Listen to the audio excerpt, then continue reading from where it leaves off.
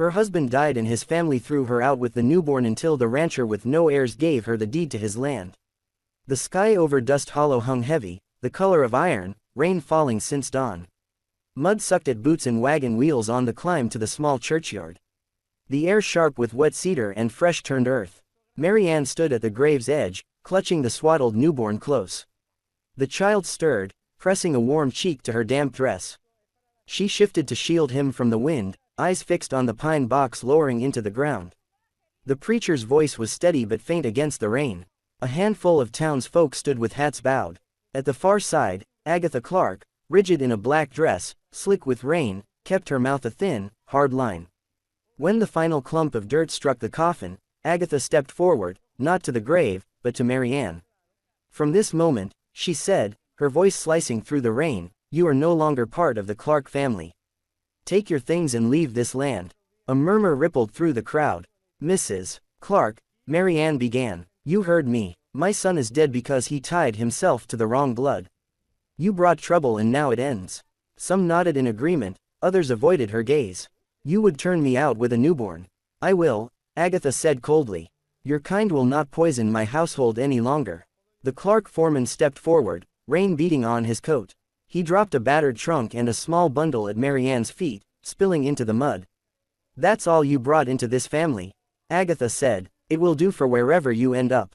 Mary Ann bent to retrieve a baby blanket holding her son tighter. She felt every stare, the pity from the preacher's wife, the narrowed eyes of ranch hands, the blank faces, wanting the scene to end. A woman whispered, "A shame, but that blood never settles."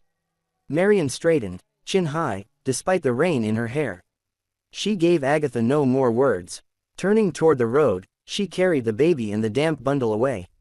The muddy track down from the church felt longer now, each step heavy. At the edge of town, the rain thinned to a drizzle, but her dress clung cold against her skin. She stopped in the street, unsure whether to walk east to the flats or west to the hills. Her son whimpered. She kissed his forehead, feeling his warmth against her chilled skin. Hoof beats broke the silence. Slow, steady, drawing closer, a lone rider emerged from the gray horizon, his bay gelling sure-footed in the slick mud. When he neared, Mary Ann saw the angular face beneath a trail-worn hat, eyes steady and assessing. "Mrs. Clark," he said, reining in. His voice was deep, carrying the weight of someone accustomed to hard truths. "I heard about Thomas." She nodded once. "It seems everyone has." His gaze flicked to the baby before meeting her eyes again. "Where are you headed?" "I don't know." The words came raw. He was silent a moment, rain pattering on his brim, then swung down from the saddle, boots sinking in the mud. "I'm Caleb Morgan. Rode beside Thomas more than once. He was a good man." She studied him wearily. His eyes shifted to the trunk at her feet, then back to hers. "Looks like you could use somewhere dry to stand." She tightened her hold on the child.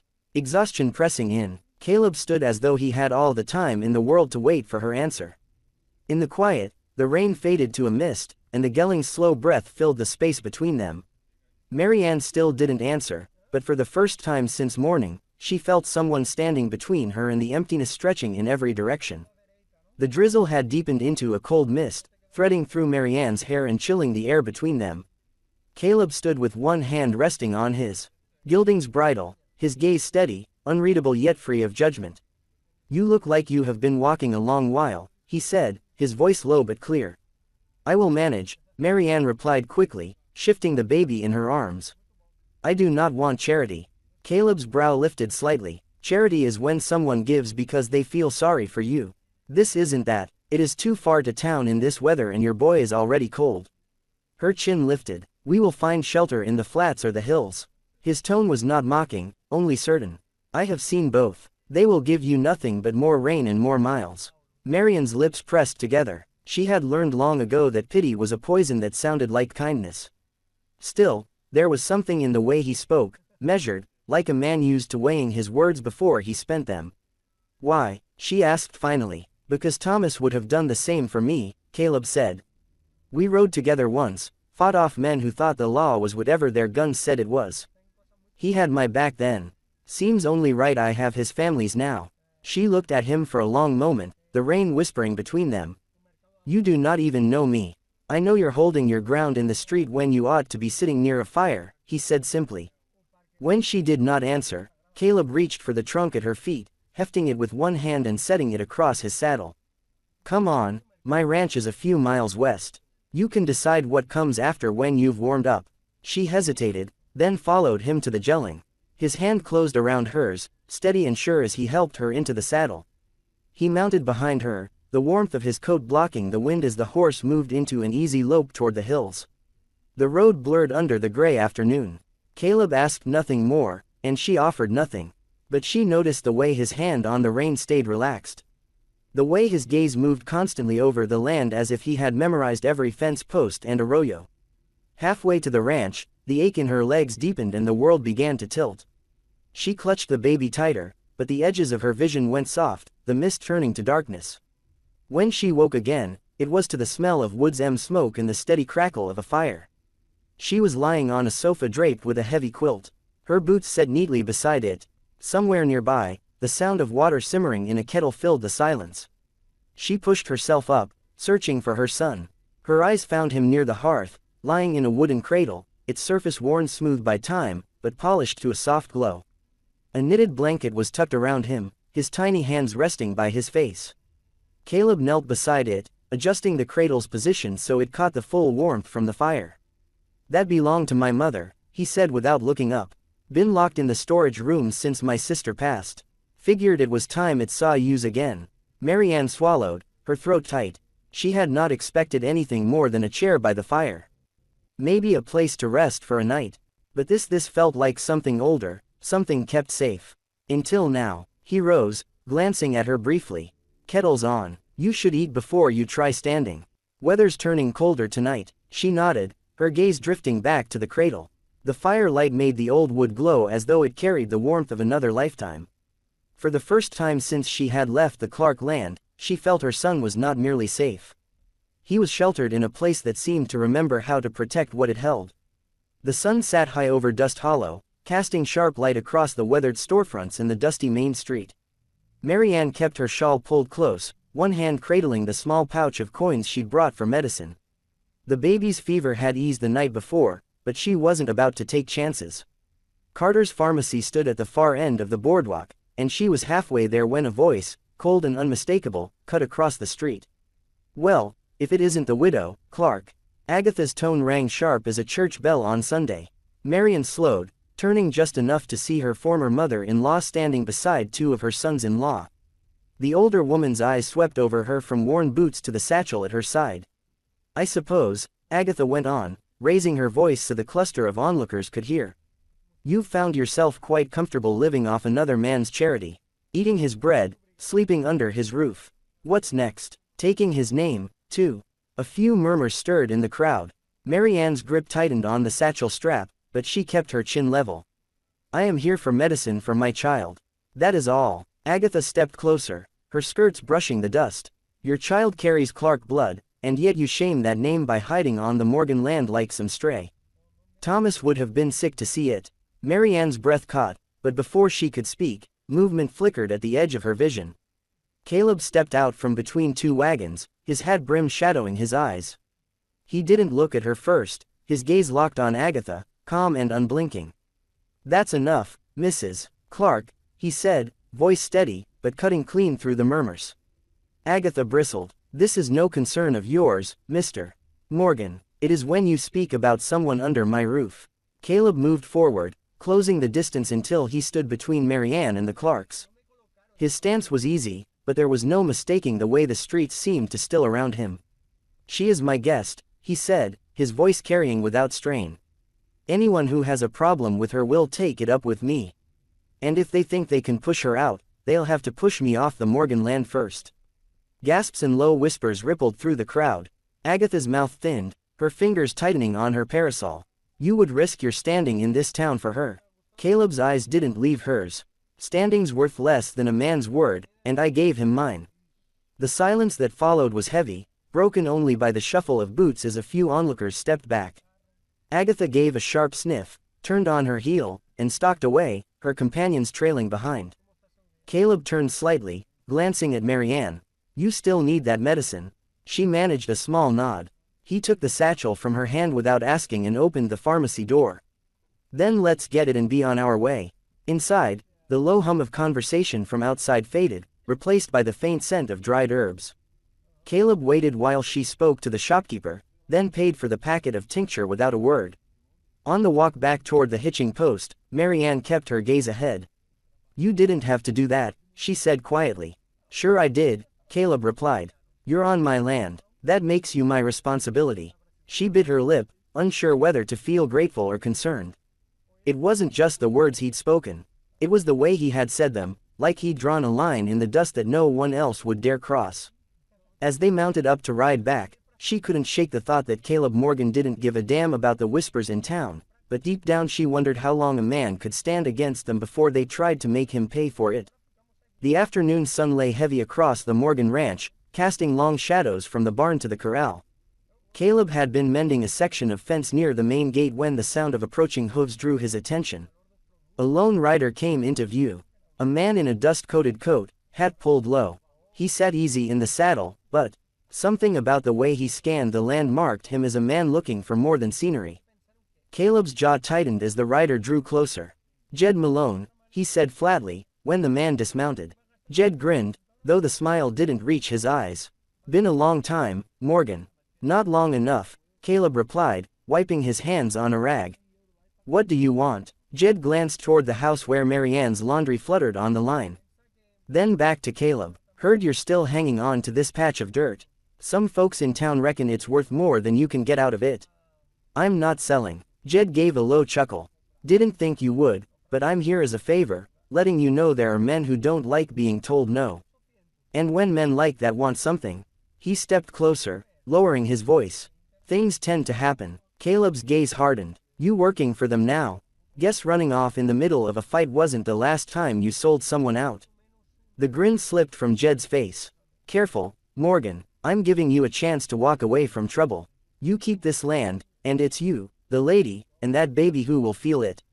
For a long moment, neither man moved. The wind carried the creak of the barn door and the distant lowing of cattle. Then Caleb took a step forward, close enough that Jed's smirk faltered. You can ride back and tell whoever's paying you that the answer's still no, Caleb said evenly. And if they decide to make trouble, they'd best come ready for it. Jed studied him for another beat, then tipped his hat with a mocking flick. Your funeral. He swung into the saddle and rode off, dust kicking up in his wake. From the porch, Marianne had been watching. She walked down to the fence line as Caleb set the rag aside. Who was that? An old mistake, Caleb said. Looked like more than that, she pressed, her eyes searching his. He hesitated, glancing toward the road Jed had taken. We fought together once. He left me behind when things went bad. Now he's working for men who want this place. Marianne folded her arms. And he thinks she'll just give it up. Men like that don't ask, they push. Caleb's voice was calm, but the tightness in his shoulders told another story. She studied him for a moment, seeing the lines at the corners of his eyes, the weight he carried without complaint. You don't have to fight this alone, she said quietly. Caleb didn't answer right away. His gaze drifted past her to the wide stretch of pasture, the hills beyond, the land his family had worked for generations. This land's all I've got left of them, he said finally. I'm not letting it go. Marianne could hear the resolve in his voice, but she also heard the echo of something else. Pressure, memory, the unspoken cost of standing his ground. When he turned toward the barn, she knew he wouldn't speak of it again that night. But she also knew that Jed Malone's return had stirred something dangerous, not just for the ranch, but for the man who guarded it. The morning broke cold and sharp, the kind of air that carried the scent of snow, even though the sky was still pale blue. Caleb had been watching the weather for days, knowing an early storm could trap the herd in the high pasture. We moved them today, he told Marianne as he cinched the saddle on his bay gelling. Before the snow blocks the pass. Matthew, one of the ranch hands, was already driving the cattle toward the narrow mountain trail that wound above Red Creek. Marianne stood on the porch with the baby in her arms, her brow furrowed. That trail's tight, she said. If the weather turns, it's the only way to get them down fast, Caleb replied, pulling on his gloves. I'll be back before nightfall. By the time they reached the lower slope of the pass, the wind had picked up, rattling. Through the scrub pine, the trail narrowed to little more than a ledge carved into the side of the hill. Loose rocks skittering away into the ravine below. Marianne had insisted on riding along, claiming she could help turn the cattle if they spooked. Caleb hadn't argued. He'd learned she could be stubborn as any rancher when she set her mind to it. Halfway up the trail, something tugged at her attention. She slowed her horse, scanning the hillside above. A section of dirt looked fresher than the rest. The rocks piled too neatly to be natural. "Caleb," she called over the bawl of the cattle. He turned in his saddle. "What is it?" She pointed up the slope. "That ridge. Do you see how the soil's been scraped clean in spots? And those boulders, they're balanced too close to the edge." Caleb followed her gaze, his eyes narrowing. He swung down from the saddle, stepping carefully toward the slope. As he crouched, a faint metallic glint caught his eye, a frayed length of rope hidden under loose dirt, leading to a wedge holding the rocks in place. "Jed," he muttered. No sooner had the word left his mouth than a sharp crack echoed through the pass. The wedge shifted. "Move," Caleb shouted. The cattle bellowed as Marianne wheeled her horse back, waving her arms to drive them clear. Caleb leapt into the saddle and spurred his gelding forward just as the first boulder broke free, smashing onto the trail behind them. Dust and shards of rock filled the air, the sound of stone on stone drowning out everything else. One more second and the slide would have caught them both. Caleb coughed against the dust, turning in the saddle to see the narrow ledge littered with debris. The herd had scattered down the slope, miraculously avoiding the ravine. Marianne's face was pale, but her eyes were steady.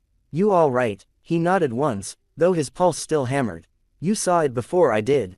"Only because I have seen landslides before," she said. "My father lost a wagon team that way." Caleb took in her words, the image of her quick thinking replaying in his mind. If she hadn't spoken up when she did, they regrouped the herd on the lower slope, the cattle milling uneasily. The wind was sharper now, carrying a promise of snow. Caleb gave a low whistle, setting the drive toward the valley floor. By the time they reached the ranch, the sun was dipping behind the ridgeline, turning the clouds to bruised purple. Caleb swung down from his horse and caught Marianne's reins as she dismounted. "You saved more than the herd today," he said quietly. She shook her head. "I just noticed something was wrong."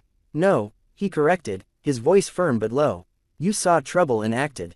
That's the difference between someone who freezes and someone who rides out alive." For a long moment they stood in the chill air, the sound of the cattle settling into the corral drifting over the yard. Caleb studied her, not as someone under his protection, but as a partner who had earned her place here. "From now on," he said, "I want you riding with me when it counts." Marianne met his gaze, something unspoken passing between them. "Then you'd better get used to me noticing things," she said, a faint smile tugging at her lips. Caleb's own smile was brief, but it reached his eyes. "I reckon I already am." The town hall of Dust Hollow was packed to the rafters, thick with pipe smoke and the restless murmur of voices.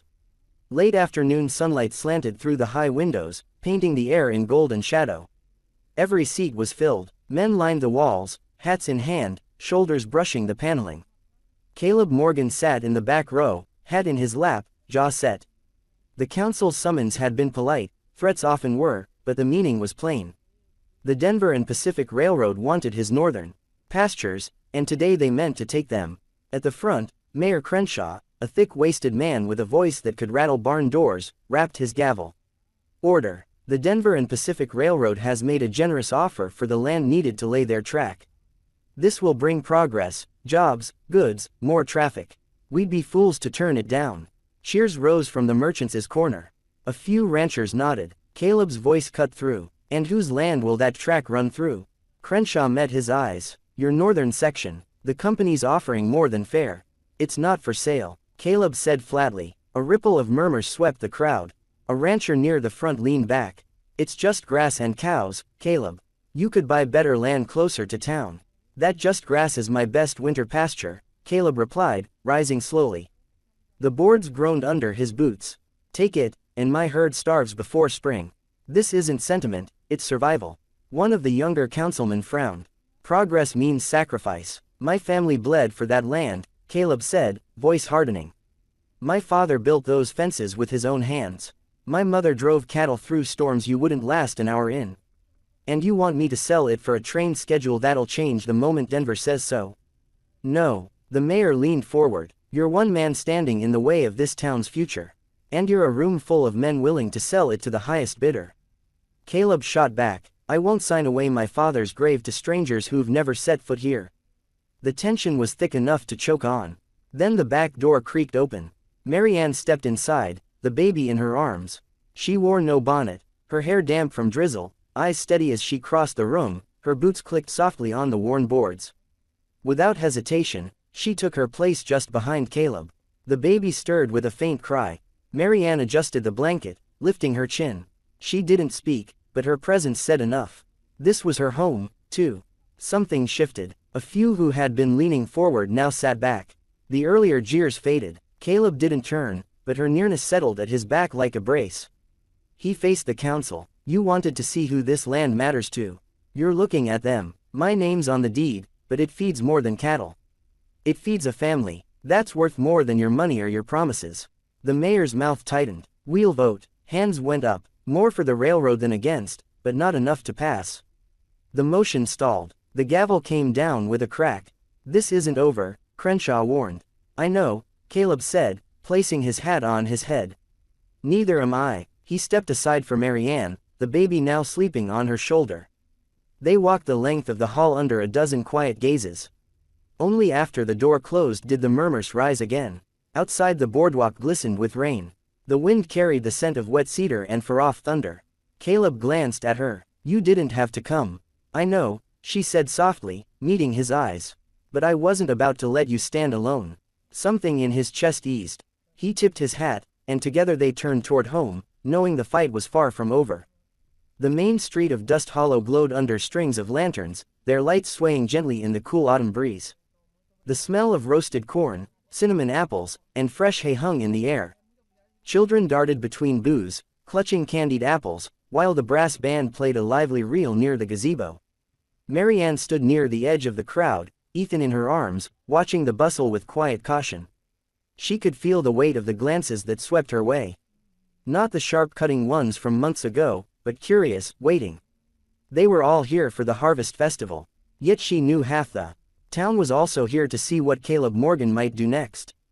Caleb had kept to himself most of the evening, speaking politely with a few neighbors, tipping his hat to the shopkeepers. But as the band finished its song, he began making his way to the small wooden platform beside the gazebo. A hush spread through the crowd, conversations tapering off. Even the fiddler lowered his bow. He climbed the steps with easy confidence, his broad frame framed by the lantern light. Removing his hat, he let his eyes sweep across the townsfolk, pausing only briefly when they found Marianne. Evening folks, he began, his voice calm, but carrying to every corner of the square. You all know me, you know my land, my cattle, and the name on my deed. But there's something you might not know, or maybe you've been trying not to see. And a ripple of whispers moved through the crowd. Caleb reached into his vest and withdrew a folded piece of parchment. He held it up, the seal catching the lantern glow. This, he said, is the deed to the Morgan Ranch. I've made some changes to it. He turned toward Marianne, his voice steady. Sure, Marianne Clark, you've stood on that land these past months, not as a guest, but as someone who's worked, fought, and bled for it alongside me, and your boy. He stepped down from the platform, closing the space between them until only a breath remained. He's as much a Morgan as I am. Caleb unfolded the paper and read aloud. Ethan Morgan, rightful heir to the Morgan Ranch. A deep silence settled. Marianne's breath caught, her arms instinctively tightening around her son. Caleb's gaze never left hers. This land will be his one day, and until then, it's yours to call home. No one, no council, no company, no family will take that away from you. Somewhere in the crowd, a single pair of hands began clapping. It was slow at first, almost hesitant. Then another joined in, and another until the applause rolled through the street like a sudden summer storm. Marianne's eyes stung. She glanced past Caleb and saw Ba Agatha standing rigid near the edge of the crowd, her mouth tight, her face pale beneath her black bonnet. The older woman said nothing. She didn't need to. The truth was in her eyes. She understood she had lost any claim, any power over them. Caleb turned slightly, one hand resting lightly on Ethan's small back. Dust Hollow, he said, raising his voice just enough to carry over the applause. Meet Ethan Morgan. The cheer that followed was louder than before, full of warmth instead of doubt. Marianne could hardly hear the music starting up again, or the shouts of the children weaving past. All she could feel was the weight of the moment, the unshakable sense that the ground beneath her feet truly belonged to her now. Caleb offered his hand. She took it without hesitation, and together they stepped forward into the lantern-lit street, the paper in his other hand, marking not just a claim of land, but the beginning of a life they would build side by side. The morning sun spilled over the rolling hills, touching the Morgan ranch with gold that turned the grass into a sea of light. A year had passed since Caleb had stood before a dust hollow, and declared Ethan his heir. There had been no wedding, no lace or choir, just the quiet choice to share one roof, one life. In the yard, the scent of fresh hay mingled with the creak of the barn doors. Caleb stood in the packed dirt, his hands steady on Ethan's small arms as the boy wobbled forward. "Home step at a time, little man," he murmured. Ethan tottered, nearly falling, but Caleb guided him back to balance. Mary Ann watched from the porch, her heart full. She had once thought she would never see this, her son's first steps in a place that was truly theirs. Life on the ranch had settled into a steady rhythm. Mary Ann tended the vegetable patch, kept the books, and sometimes rode with Caleb to check the fence lines. Townsfolk who had once whispered now greeted her with nods and smiles. A few still remembered the scandal, but it no longer mattered. The Morgan name had become hers as surely as the land itself. That afternoon, the wind shifted, bringing the scent of rain. In the workshop, Caleb bent over the old cradle, the one from storage, his mother's. He looked up briefly. "Figured it was time," he said. Mary Ann stepped closer. On the smooth upper rail, letters were taking shape under his carving knife. Ethan Morgan. The rasp of the blade filled the quiet room. Each stroke carried more than a name. It was a promise, sealing what had been true since the day he'd taken them in. When he finished, Caleb brushed away the shavings. The letters stood deep and certain in the grain. Mary Ann traced them with her fingertips. "It's perfect," she said softly. Caleb met her gaze with that same unflinching look he'd worn when telling the town Ethan was his blood. The same in the council hall when he'd faced them down. As evening settled and the sky turned burnished copper, Mary Ann stood in the doorway, watching Caleb lift Ethan into his arms and carry him inside. Lamplight spilled across the porch, warm against the coming dark.